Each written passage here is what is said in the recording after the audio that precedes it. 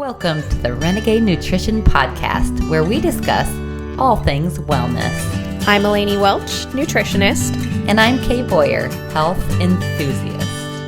Welcome back, Renegades. Welcome, Renegades. Welcome. I'm excited this week. It's more of a practical podcast. It's Eleni. a practical podcast. I like it. Yeah. And this one will maybe help all of us do a little better in the kitchen. And this one is nose to tail. Nose to tail. Bone broth.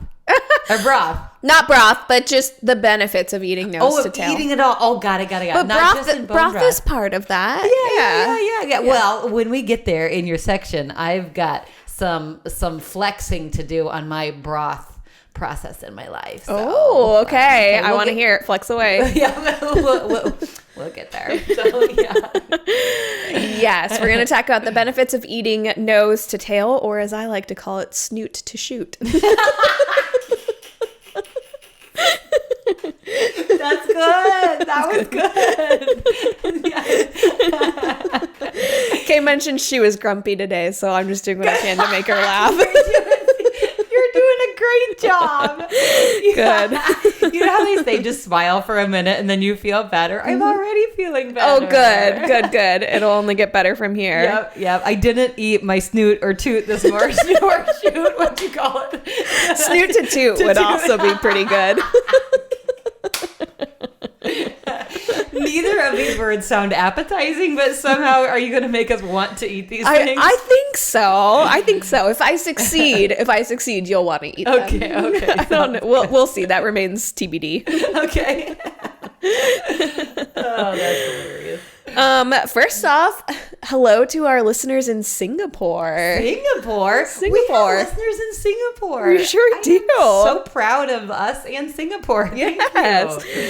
Here's a fun fact about Singapore. Mm-hmm. It is the city of skyscrapers, but it is also one that is filled with a bunch of greenery. Yes. Nearly half of Singapore's land area is under green cover. I was looking it up and I'm like, why did I not know? Now I really want to visit Singapore. Okay, it looks incredible. Gorgeous. So they must have had somebody come along with that initiative of like greening the roofs, right? Yeah. Is that the idea? It's basically like they just have tons of green spaces within the city. So even though it's a big city, yes, they have tons of like botanical gardens and parks to visit and just greenery growing within the city. That is amazing. So like they valued nature to keep it like instead of the concrete jungle taking over. Yes, exactly. That's really neat. And I was looking at pictures of it and I was like, wow, I don't know why I didn't know more about Singapore, but it seems like a gorgeous place. Like if you enjoy gardens and green space, it looked like a gorgeous place to visit. If they value that, I want to go. And I just wrote, as of the time we're recording this podcast, I had just written a post on my Instagram about the benefits of like forest bathing and being out in nature. Yeah. And so I was like, this is a cool fact to include because I think when people live in big cities, it can be really hard to find that green space. Yes. So way to go, Singapore, for bringing the greenery into the city, and then people can have both. I wonder if they're like just a little less stressed than other cities. I bet they're a lot less stressed. But our listeners in Singapore, you'll have to let us know. Do let us know. Do you How feel are like your you're lives? less stressed? Yeah. Because it seems like, if you compared like a city with a lot of green space like that to someplace that's a little bit more industrial, like downtown LA, I would bet the people of Singapore are less stressed out. I think you're right. That would be my guess. I love it. Now I want to go there too. And I also really would much rather visit Singapore than LA. So. That's fair. But we do love you listeners in LA too. But anyway, thank you to our listeners in Singapore. Thank you for supporting the podcast. And thank you for your love of green space. Yes, thank you very much. Awesome. Okay. Well, so today we're going to talk about the benefits of eating nose to tail, which is, an important principle of ancestral eating, like we've talked about. That seems to be what we emphasize the most, rather than any like designated diet type. We talk mostly about ancestral eating. Yeah. Which is what makes sense to me, eating like our ancestors did, which some people, label as paleo, but I think I like just calling it ancestral eating better because I think Because it sounds cool. paleo has just been kind of over commercialized. That's fair. That's fair. And like paleo, I love paleo and I really Yeah, me too. identify it with it a lot. But the one thing I have beef with the paleoites, guys, tell me, why can't they have beans? Do ancestrals, we're cool with beans. Those are kind of like a cultivated crop. So it's more like the native peoples, once they settled down and started cultivating crops, then things like beans came along. Okay. Oh, got it. So I think that's the like super ancestral when we were like cavemen and roaming the earth. Yes. We wouldn't have stopped in any space long enough to grow something like beans because we would have been following herds of bison and whatever else we were hunting. Okay, interesting. So I like that. That we're paleo-ish. Yeah. And ancestral kind of can cover at least like real food from the earth. So Right. we got it covered. Yeah. I mean, we all come from ancestors that farmed at some point. Yep, fair. Because at some point, our ancient ancestors stopped roaming around and started forming more communities that were, I mean, for the most part, Yeah. that were not just wandering and following. They actually started to farm and cultivate food. So Yeah. our ancestors also ate beans. So Yes. How interesting. When you said that, I was like, my ancestors definitely were wanderers because that's my soul. Yeah. And I was like, yeah, I'm more them than the modern. Like, you're actually just descended from gypsies, I think. yes, I did. I absolutely did. Like, bye. But anyway, so when we talk about eating nose to tail, what we mean is really eating every part of the animal. And the main emphasis of today's episode is eating organ meats. Okay, wait. Now, I had a question to verify for the listeners and for myself. Please do. Okay, so, well, I'm jumping to bone broth, but the nose to tail, when you do bone broth, this might be a dumb question. No.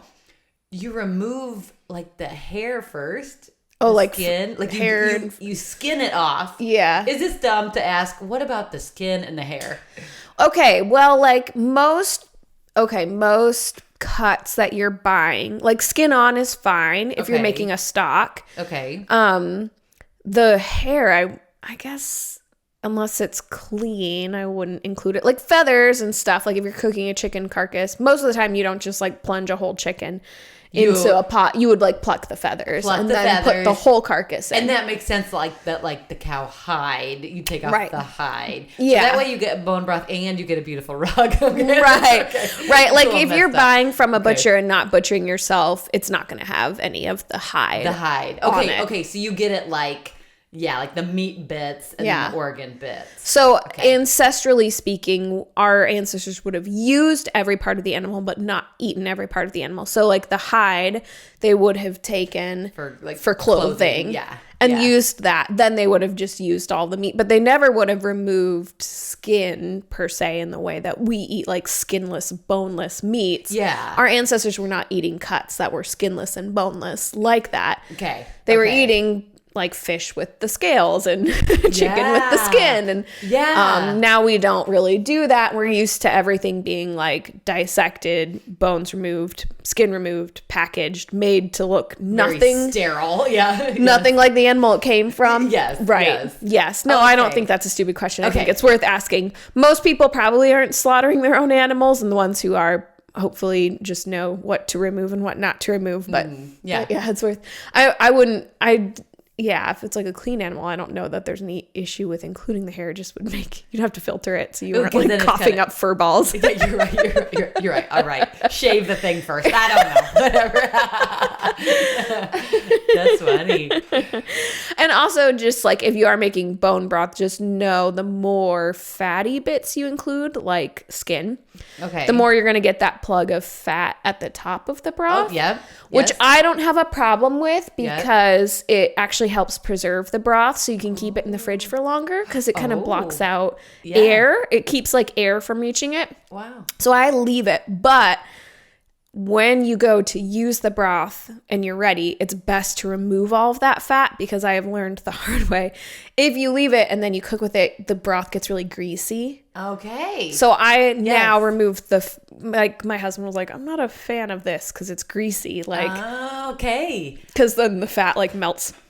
So if you're making like a soup, I made us like a vegetable chicken soup and I didn't remove the fat. And so then like we were getting tons of nutrients Yeah. from the fat, It's which so was good for you. amazing. Yeah. But it also was just kind of like a greasy mess. So if you include things like skin, which I do, know that there will be a fat plug, which helps keep it fresh. But I suggest you remove it before you use it for soup or something. Okay. This is a good segue then for me to flex on my bone broth. So this is encouragement for the listeners. I never did bone broth or none of that until I met a lady and she changed my life. And so now, just last week I made my bone broth with the whole chicken. And you're right, that top, I had like an 1/8 inch of like that, fat stuff. So you're right. I'm like, what do I do with this gross thing? Yeah. Anyway, so I do throw it away because I'm a little grossed out. Yeah. But then the bottom is so yummy. I just heat it up and it feels so good. So this is encouragement. Whatever Eleni says today, listen, because it's smart. Yeah. And it tastes good. Thanks. Good shout out. Good testimonial. So for thousands of years as humans, we've been eating nose to tail up until pretty much recently. And in the United States, because most countries incorporate organ meats and like other parts of the animal, things like tongue and feet, into their normal cuisine. Yep. Americans are kind of the ones who are now like grossed out. Right. By that, right? Like, I guess we think we're better, but we're not. So not only does using the whole animal eliminate waste, but it also has a lot more nutrient density and value because the most nourishing parts of the animal aren't actually the muscle meats that we're used to eating. So things like breasts and thighs from chickens, those aren't actually the most nutrient dense parts of the animal. So other cultures, they've got it right. They know what they're doing. According to world-renowned archaeologist Dr. Bill Schindler, it wasn't until we started eating animals' organs and connective tissue and fat rather than just the muscle meat that our brains grew exponentially to make us the brilliant human beings we are today. Wow. Uh-huh. Now I want to feed my kids organ meats. Ooh, I'll help you do it. Wow. It might surprise you to learn that organ meats are the most nutrient-dense part of the animal, especially when compared to the lean meats. But in fact, like if I were to go through every nutrient that was in organ meats, it would take forever. It actually would be easier to tell you what's not in them versus what's in them because there's so much. But in general, you have a very high concentration of vitamin A, all the B vitamins, like all of them, and particularly B12. You have vitamins C, D, E, and K. You have the essential minerals like iron, calcium, and a good amount of copper, magnesium, selenium, phosphorus, potassium, and zinc, to name a few. Wow. So organ meats are the original multivitamin. So to go through some of the benefits, so beef liver has more vitamin B12, like 10 times more B12 and vitamin A per serving than ground beef. Wow. So beef liver, 10 times the amount of B12 compared to ground beef, plus it's high in vitamin B6, folate, choline, iron, and zinc. The liver is actually one of the best sources of retinol, which is the most bioavailable form of vitamin A available on the planet.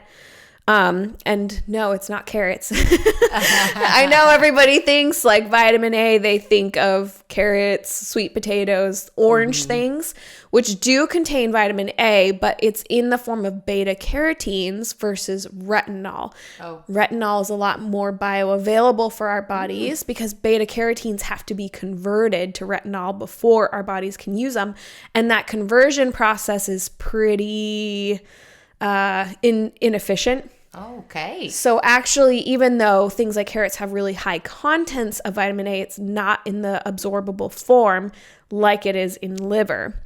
Okay, really quick, I represent the people here, Eleni. So I have a question that the people might have that I used to have. Like how the liver is made to help clean our body. I always thought you shouldn't eat the liver because it's like the dirty sponge cleaning out. You know what I mean? I'm glad you asked that question because I actually have that do in the podcast, but I'll just answer it now since you're asking about it. But yes, this is one of the most common questions I get about the liver. So what a working liver does is it filters toxins out of the body and eliminates them in the form of waste. So you pee and defecate them out. Oh, so it sends it along. Yeah, a working liver does not store toxins. A working liver eliminates toxins. So it is a filter, but it's like constantly a filter. So Okay. as long as the animal's healthy or a human is healthy, the liver should never be storing toxins. Okay. Only in really sick animals would it be like then the liver starts to like fail, right? Yeah. Once it starts storing toxins, that's one of the things that leads to liver failure. Yeah.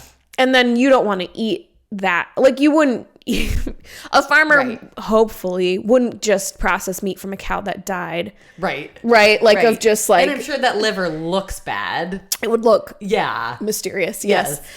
So that's a great question. And on top of that, I would say it's important to eat liver from animals that are on pasture, that are being raised in a clean environment. And by clean, I don't mean sterile. Right. Or like whatever, like, but an animal in a confined animal feeding operation or a CAFO, they're living in dirt, in their poop, which is like a lot more toxins. Plus they're encountering toxins within their food because their food typically is non-organic and GMO and it's sprayed with chemicals, and they may be given antibiotics at some point in their life. So I wouldn't recommend eating organ meats from an animal that's been raised in conditions like that. Wow. Yeah. Because they're encountering a lot more toxins. As long as the animal is healthy, the meat still shouldn't be storing the toxins, but just on principle. Yeah. Yeah. I agree. You wouldn't want to eat that. So you'd want to eat liver from an animal that's been out on pasture in its natural environment, because that ensures a healthy working liver. I mean, just like we as humans get liver diseases because of the diet we eat, that would happen to an animal too.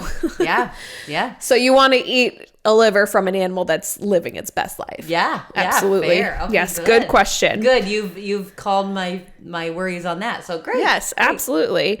Good.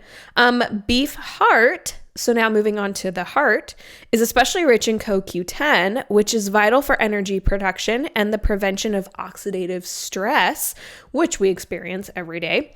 CoQ10 has benefits for heart health, improving congestive heart failure, and even lowering blood pressure.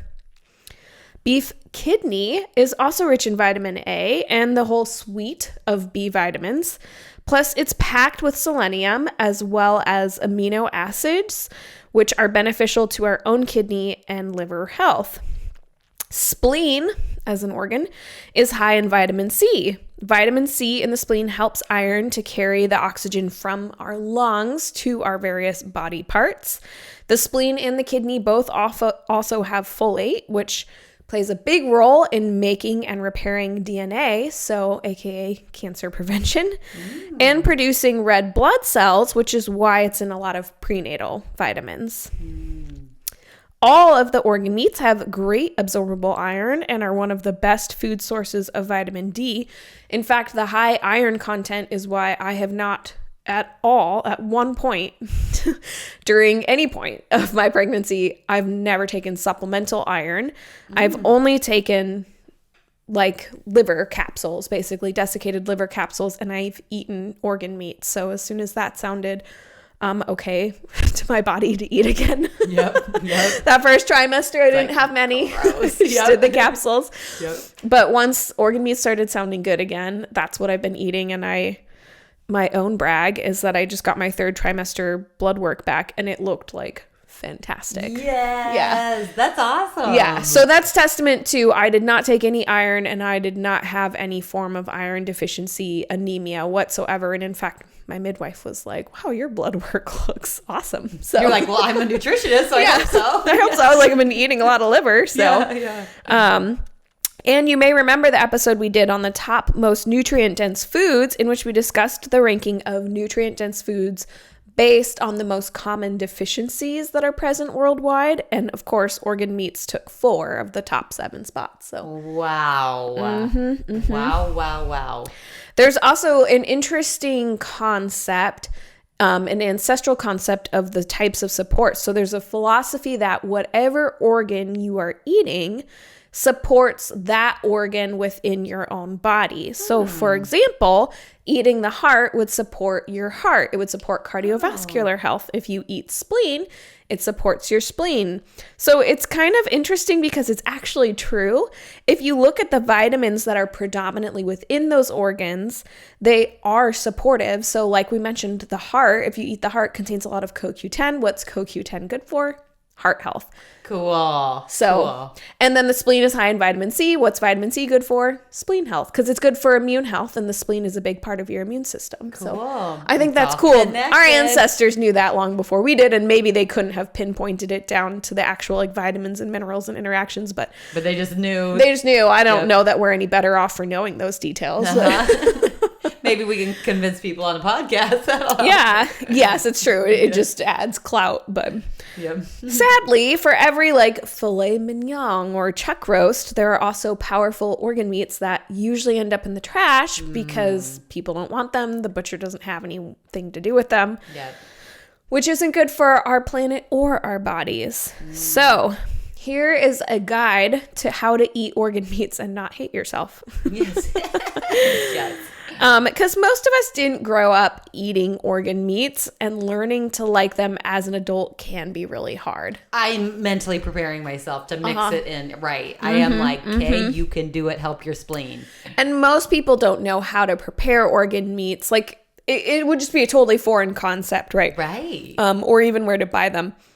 And that was definitely the case for me. So even before my nutrition degree, I knew from nutritionist friends that organ meats were good.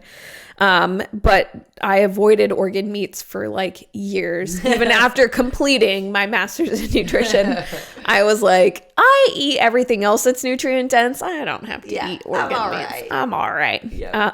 But then at some point I decided, okay, I really have to walk my talk. Like either I don't tell my clients to eat organ meats, which I know I should tell them that, or like I start eating them myself, right? Yeah. And it feels like the super vitamin. Yes. So it's like, okay. Like I have to find a way to do this, right?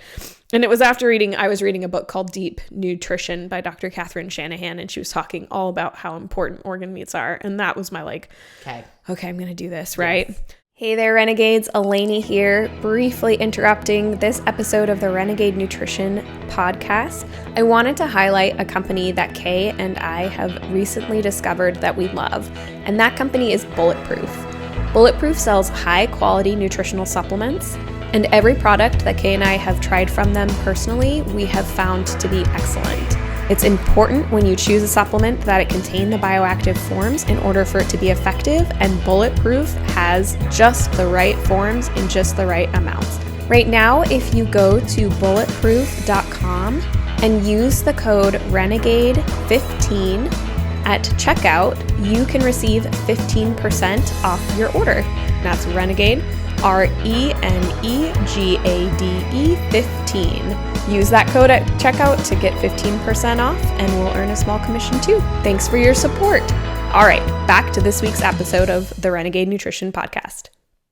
Yes. So for my first adventure, I actually followed a recipe from that book. I bought cubed grass-fed beef liver from the local co-op, and I read this recipe, which promised it would taste delicious. Okay. And so I followed it. I marinated the liver in like tamari, lemon juice, ginger, garlic, and other good things for like 24 hours. Okay. Then I painstakingly sauteed it to the exact cooking specifications, because she was very specific. Like, you cook it in this much juice, you cook it for this amount of time, then you turn the heat up. Like, because if you overcook it, it gets rubbery, right? Then I mixed it with more fresh ginger, garlic, green onions, and veggies in a stir fry. And it was like beautiful, and I hated it. Like, you did? It was so gross. No! It was like my first try of liver, and I just was like, I just believed the recipe that it wouldn't taste like liver. It absolutely tasted like liver. Cousin. This is good. Yeah. It was just like, nobody will ever know it's liver. No, I absolutely knew it was liver. I was like, oh God, I can't do it. I expected a different ending to that story. No, it was terrible. I think the texture, when you're only used to muscle meats, first of all, the texture is off-putting. Okay. So that was one big thing. Okay. So I haven't had it. So it's more rubbery. Is that? It is just like really smooth. Okay. Kind of compared to like a muscle meat. In like a weird you out kind in of a way. weird way. Okay. My husband ate more of it than I did. I literally took one bite and was like, I can't do it. I can't do it. My 24 hours of labor and nope. And he was like, oh, this is like good for liver, and ate a few bites. But of like, even for him, after a few bites, he was like, I think I'm done. And I'm like, this is, you know what? This was an experiment. Yep. It failed. It's all right. Yep. We'll throw it away. It's Yeah, okay. it's okay. I picked it out and we still ate the veggies, and I like cooked some rice or something to make it with. Okay. So like that was my first adventure. Don't let that turn you off though. I just wanted to like be real about it because there are recipes that are like cooking liver. Like maybe don't start there if you've never had liver. Fair. If you've had liver Okay. and you're okay with liver, that recipe is probably amazing. Yeah. Now you might like it. Yeah, maybe. I don't know. Never mind. I still feel scarred. My next try of liver was chicken liver wrapped in bacon, Yes. which a friend made. Bacon. And yes. chicken livers are a lot more mild. Admittedly, I thought they were bacon wrapped dates, so I ate one like thinking that, and so it was a weird surprise. Yes, not a sweet. Yeah. Like, I was like, oh, what am I chewing on? But your friends make you this. That's hilarious. Yeah. Yeah, we were like at a party and they made it, and it just wasn't labeled or anything. And I was like, he's like, oh, it's chicken livers. So I will say that was actually like, I could stomach that. That was fine. It was off-putting when I was expecting a date, and it was something different. Label your potlucks, friends. Yes. So chicken liver is definitely more mild, but I still wasn't like, I will make this and eat it. You know, I was like, okay, I ate this bite and I didn't like hate it, but I wouldn't go out of my way to eat another one, kind of a thing. Yeah. That's me too. I'm a big texture person. So that is like me personally. Yeah. Other people may not have problems with that. So bacon wrapped chicken livers might actually be a good starting point for some people. Yeah, man, wrap any liver in bacon. I think I'm all right. Yeah. And then I read an article from Weston Price about how important organ meats were. And in that article, they talked about trying Braunschweiger, which is a German organ meat sausage. Yes. And they recommended a specific one sold by U.S. Wellness Meats. So I was like, okay, sausage. Yeah. I can try this. Yeah. Might be like a texture improvement. Yeah. Now, I actually really liked the Braunschweiger. So that was the first thing I ever tried that I was like, this is good. So it's kind of like a blend of organ meats. So I bought it online. So U.S. Wellness Meats is online. Okay. They ship anywhere in the U.S. I don't think they ship internationally. But also if you're international, you probably have more access. Depending on which country you're in. That's fair. But you probably have more access to organ meats than people in the U.S. do because other cultures tend to value them more. Fair. So it is a blend. I think it's a blend of probably beef and then like beef liver, heart, kidney, all of those good things. Good job, company. Just Good mixed job. in. It does still have a strong flavor, I think, but they also mix it with like onion and spices and things that have a strong flavor. Yeah. So the way I prepared it, and you just slice it cold. I mean, you can heat it up, but I actually don't recommend it because I felt like it made the flavor stronger when I did. Oh. But we had homemade gluten-free sourdough. So I did a slice of homemade gluten-free sourdough, some grass-fed sharp cheddar, some Dijon mustard, some lettuce, some tomatoes from our garden, mayo, bacon, and then the Braunschweiger. And I made this like decadent sandwich, and it was amazing. That sounds amazing.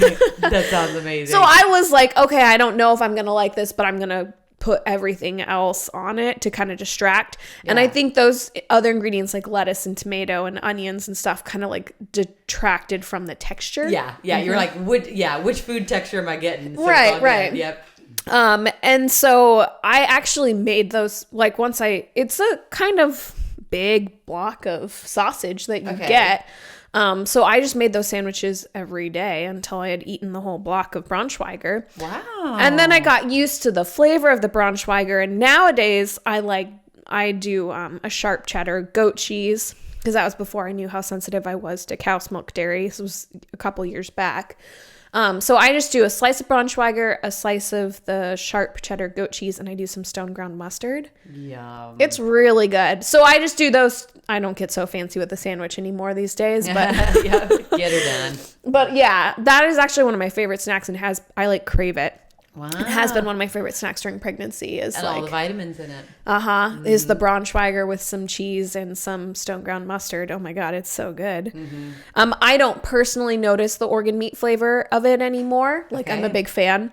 But when we were setting up for our baby shower, I did have some friends over, and one of them had Braunschweiger because I had recommended it to her during her pregnancy. So she was like, "Ooh, Braunschweiger, can I have some?" And we were like sharing it. And then another friend wanted to try it, and she was like, "Oh, it tastes like organ meats." Yep. So maybe it does still have a strong flavor, but to me, even in my like detesting organ meats phase, Yes. I made it really palatable by like hiding it in a bunch of things. And then you do just get used to the flavor more. Yep. And then the psychology of it, like, it's okay. Yeah. This is good. Yeah. And then my body, literally, like, my body was like, this is so good, I want it. So then I started craving it. Yeah. And then after the Braunschweiger, so that was a really positive experience. I bought a bunch more of that because you just keep it in the freezer.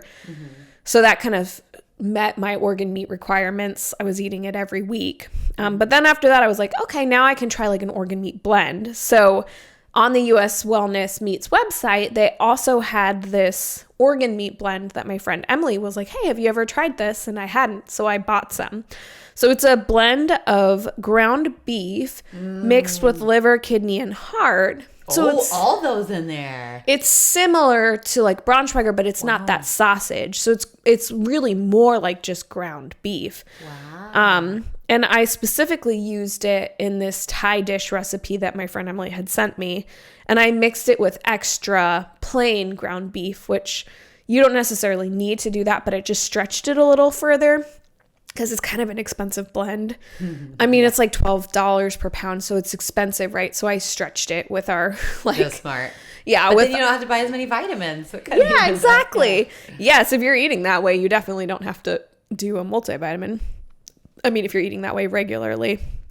And once I did that, like for real, I couldn't taste it. So that's kind of my number one recommendation for a lot of my wellness clients when I'm starting them out on organ meats is buy plain ground beef or use it from a cow share or whatever you already have.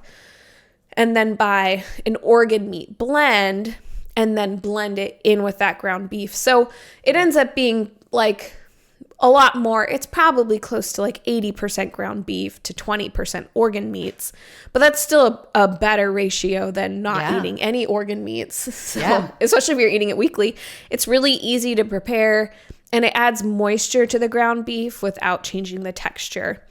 I did find if you have a natural grocers where you are or a Vitamin Cottage, at least here in Iowa, they carry an organ meat blend, and it is a lot more affordable. I think it's closer to like $8 a pound instead of $12 a pound. Wow. So now I just buy that locally. So I buy their organ meat blends. And they also have a bison blend. And then they have a ground chicken organ meat blend, which has the liver, heart, gizzard, skin, and then ground chicken. And with that one, I don't add any extra plain ground chicken. We just eat that as is, and it's really tasty. Wow. Okay, it's on my grocery list now. You've convinced me. I'm in. Organ meat blends. And if you can't find an organ meat blend at a store near you, but you can find just frozen beef liver or fresh beef liver, whatever, then you can buy that and either freeze it or leave it frozen. And then buy some ground beef, and instead of defrosting the thing of liver, just grate it frozen into the ground beef. Oh, wow. Yeah, if you just grate it frozen into the ground beef. I was like, how are you going to thaw and cook it? Is it like a gross patty? But no. That's brilliant. Yeah. So cook the ground beef, and while you're cooking it, just grate like frozen liver into it. Then the liver stays frozen, so it's not going to go bad. And then it just comes off as little shavings, and those shavings can just kind of melt into the ground beef, which is an easy way to get liver into food, generally without anybody knowing it. So a good ratio is like 20 to 25% liver to like 70 to 80% ground beef. So that's a good ratio. I mean, and like by good, I mean, you won't really know it's in there at that point because it doesn't really affect the texture or flavor unless it's really strong liver. Sometimes you have to experiment. But when I've tried a mix that's higher than that, like a higher ratio of liver, then you start to notice it. I have a feeling you like sneak nutrient stuff. All your meals when you have people over, you're like, eat these tacos. I did actually one time had my friend's parents over who, like, when I was growing up, my best friend's parents were like parents to me too. They were in town and visiting. And they came over for taco salad, and I did sneak organ meats into the ground beef, and I didn't tell them till the meal was over.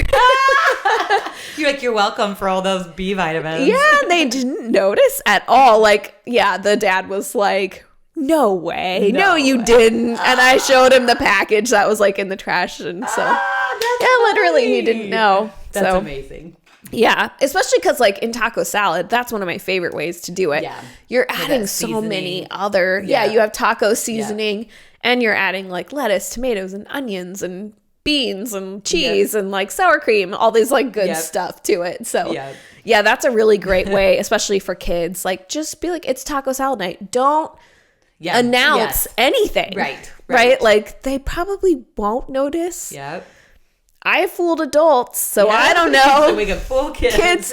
Kids maybe are like more astute than that sometimes. That's true. That's true. But anyway, give it a try.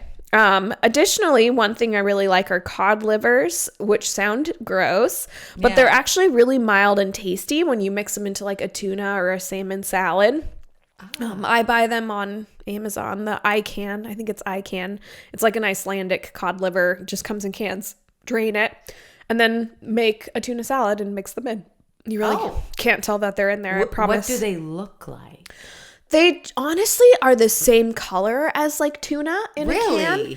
They're just little pink round livers. They're bigger than you would expect, but I guess I don't know how big cod are in the wild. I don't know either. Interesting. Yeah, so I was so surprised. They weren't fishy. The thing they are is like soft. So if you were just to eat cod livers, I think it would be kind of mushy, almost more like a pate consistency, but mixed in with tuna or like canned tuna or canned salmon, and then make your normal salmon salad recipe. Like I chop up pickles and onions and add mayo and mustard and all that good stuff. Yeah. Like you really can't tell they're in there. Oh, interesting. Okay. But it does soften the texture a little bit, but it didn't alter the flavor a bunch. Okay. I do like it better with tuna versus salmon. I've done both. But. Okay, that's good to know. Okay, I'll work up to that. Yeah. Also, for organ meats, kidney and heart are definitely more mild tasting organ meats. And heart is a lot more similar in taste and texture to like muscle meats that we're used to. So if you've tried liver and you're like, nope, can't do liver, give heart a try and see if you like that better. So how to get organ meats? Yeah. So the best way is probably from a local farmer or farmer's market, but you do have to ask for it. Or you can ask a local butcher. I was reading a commentary from somebody that talked about how like they went to the farmer's market and they found somebody who was selling meat. And they started asking for organ meats, and the seller didn't have it at the time. But because they asked for it a couple weeks in a row, the seller started bringing it. Ah, cool. To the farmer's market. And so then the next time they went, they had it. But it's like supply and demand, right? Yeah. If people aren't asking for them, then they're not going to supply it because it will just sit in a cooler and go bad. Yeah. So... Cool. Yes. So ask at your local farmer's market if you find people who have like cow shares, ask for it. That's another easy way to do it is to buy a cow share, which is a big upfront expense, but is actually way cheaper over the course of a year. Yeah, true. For meat. So if you have the ability, like the way my husband and I do it is, I mean, that is just part of our grocery budget. Is we plan for this big upfront expense, but then for the rest of the year, it's a one-time payment for the rest of the year. We don't pay anything for meat. Yeah. We literally don't buy protein unless we're buying the organ meat blends, but we literally don't buy protein year round except for that one time of year. So if you can do it, if you can swing it, and it's way cheaper per pound for good quality grass-fed meat. Yeah, makes a big difference. Hugely less expensive to buy a share of a cow. So whether that's a half cow or a quarter cow or a whole cow, you can ask the butcher for the organ meats. And lots of times they can give you organ meats from other people's shares too, because those people didn't want them. So that's a great way to get organ meats. Otherwise, you can look for a local butcher because they're butchering the whole animal and they're going to have those organ meats. So ask them, hey, the next time you butcher a cow or a chicken or whatever, can you save the organ meats for me and I'll come pick them up? So just hunt around. If you really can't handle the thought of cooking with organ meats, then I recommend something like beef liver capsules. I like the Perfect Supplements brand. They have a grass-fed desiccated liver capsule. They also have liver powder. I guess you could mix it into a smoothie. I like the capsules. Yeah. Agreed. I feel like the powder, like the capsules even have a taste to them. So I feel like the powder might be personally for me too much, but you could give it a shot. So just 4 capsules daily and you get most of the benefits. Obviously eating it fresh from the source is going to be better, but if you're not, the next best thing is those desiccated liver capsules. So I do take those daily in addition to eating organ meats as regularly as possible. And that's my multivitamin. So I don't take like prenatal multivitamin. I eat beef liver capsules and take cod liver oil and your blood works awesome. My blood works awesome. Yep, that's what I do. Good. But even if you opt to take capsules versus trying to cook with liver, I just want to remind you that the palate changes. It's a living, breathing thing. Mm-hmm. So the umami flavor of organ meats, which is natural, is one of the ways to start changing the palate because umami is one of the 5th unique tastes. So what it does is make all the other taste receptors taste better. So in a way, it kind of awakens your palate, which is true for kids and adults. So just because you didn't like it the first time, right? I had a very bad introduction to organ meats. Yep.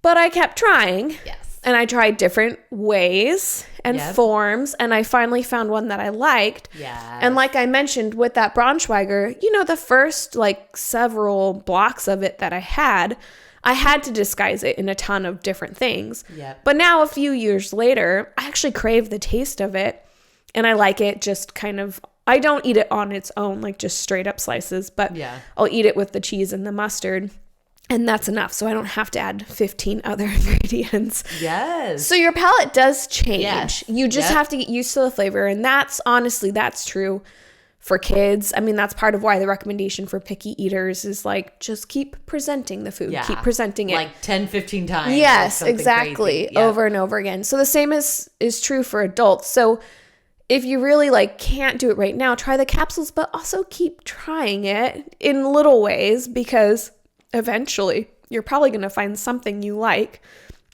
And those ground organ meat blends are so mild. I mean, truly, especially if you're taking what's already a blend, mixing it further with more ground beef. Or and some taco seasoning. You are good to go. Or the ground chicken blend, you could mix it with more ground chicken and make a big batch. Again, it's economical. It helps save you some money, stretches it pretty far.